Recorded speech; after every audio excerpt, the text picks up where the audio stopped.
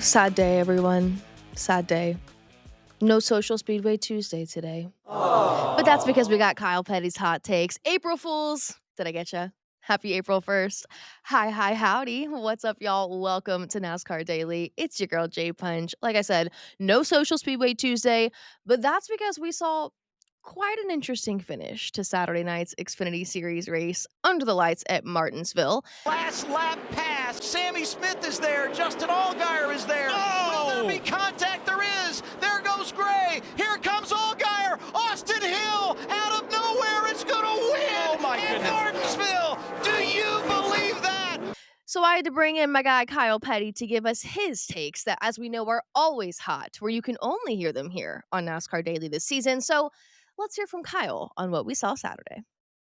So I understand where you're coming from in the sense that it's not necessarily NASCAR's responsibility now to raise the drivers.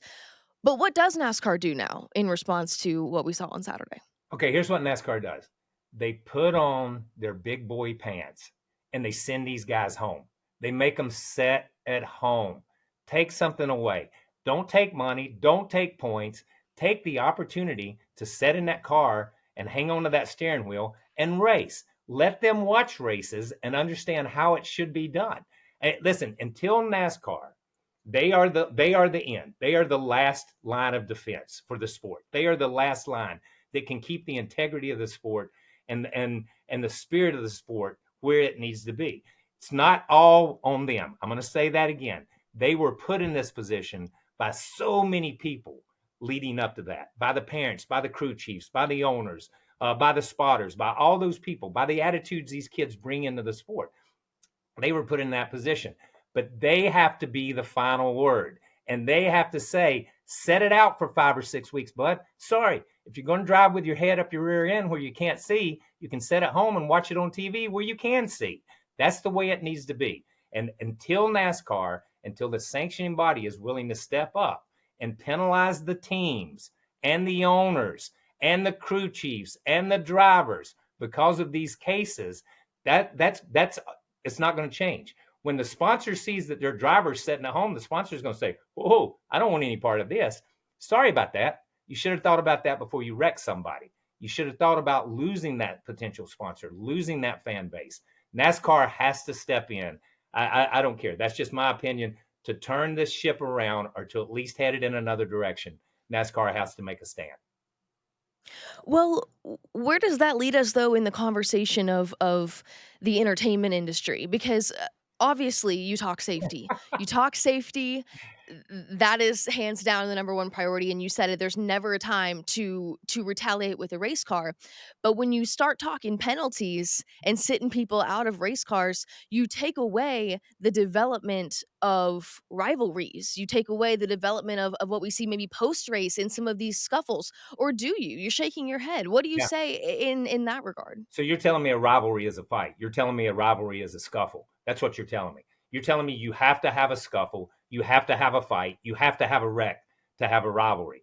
And, I'm just going to say David Pearson and Richard Petty. I'm just going to say Jeff Gordon and Dale Earnhardt Sr. I can mention a lot of people who never got out and punched each other and had a hell of a rivalry. I'm just going to throw that out. You did mention one thing that tweaks me a little bit because I tried to look at this sport as a sport. You ask about the entertainment value. If you can't be entertained by the purity of the sport and what the sport is, then maybe you need to find another sport to watch. I'm sorry. You know what I mean? I don't go to a hockey game to watch the fights, although some people do. And that's part of the problem with where we're at right now. The media does it. Listen, we do it. The racetracks do it. Anytime you see an ad for a race, they show wrecks, they show guys pushing, they show guys hitting. That's an ad to come sit at my racetrack, buy a ticket, and watch my race. Anytime we make Fox News, anytime we make national news, it's because of a fight or a huge wreck or not the purity of the sport. And I guess that's where I'm at in a lot of cases. And I'm probably in a minority, and I'll say that as I sit here. We can either be in the entertainment business and be a sport or be a sport or balance that place. And right now, everybody wants to talk about entertainment, but we forgo the sport when we talk about the entertainment. There has to be some element of the sport there. There has to be. We have umpires, we have referees, we make calls. And NASCAR always says, I don't want to be to officiate it on the field. You're being forced to officiate it. You're being forced to step in. Don't feel guilty for it. Step in, do something. And so I don't think the rivalry thing, as you mentioned when we started this, I don't think the rivalry thing has anything to do with throwing punches or wrecking people. It has to do with pure competition, running door to door and making something happen on the racetrack and running first and second and doing it in a clean way. So Kyle, then, not to use your words against you, but I'm trying to just get an understanding then of kind of where our emotions are. You said it. You said this was just the most recent example of what we've seen in a lot of different series lately.